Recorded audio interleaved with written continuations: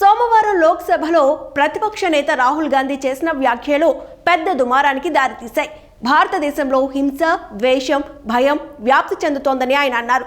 హిందువులు హింసకు పాల్పడరు, ఇక్కడ హిందువులమని చెప్పుకునేవారు హింసను ప్రోత్సహిస్తున్నారంటూ రాహుల్ గాంధీ ప్రధాని మోదీతో సహా బీజేపీ, ఆర్ఎస్ఎస్ని టార్గెట్ చేస్తూ తీవ్ర వ్యాఖ్యలు చేశారు. ఆయన చేసిన ఈ వ్యాఖ్యలపై ప్రధానమంత్రి నరేంద్ర మోదీ, కేంద్ర హోంమంత్రి అమిత్ షా మండిపడ్డారు.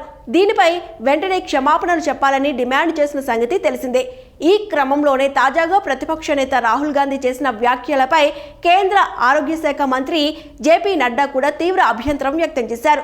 రాహుల్ గాంధీ హిందూ సమాజానికి వెంటనే క్షమాపణలు చెప్పాలని మండిపడ్డారు. ఈ అంశంపై ఆయన వరుసగా ట్వీట్లతో కాంగ్రెస్ నేతపై ధ్వజమెత్తారు. పార్లమెంటులో తొలి రోజే ప్రతిపక్ష నేత బ్యాడ్ పర్ఫార్మెన్స్ ను చూపారని సెటైర్ వేశారు జేపీ నడ్డా. అబద్ధాలు, హిందూ వ్యతిరేక వ్యాఖ్యలతో రాహుల్ గాంధీ ప్రజలకు ఏం సందేశాన్ని ఇవ్వాలనుకుంటున్నారని దుయ్యబట్టారు. 5 సార్లు ఎంపీ అయినప్పటికీ ప్రతిపక్ష నేతగా రాహుల్ గాంధీ ఇంకా పార్లమెంటు నియామకాలు నేర్చుకోలేదని, తన పంథాను ఏమాత్రం మార్చుకోలేదన్నారు.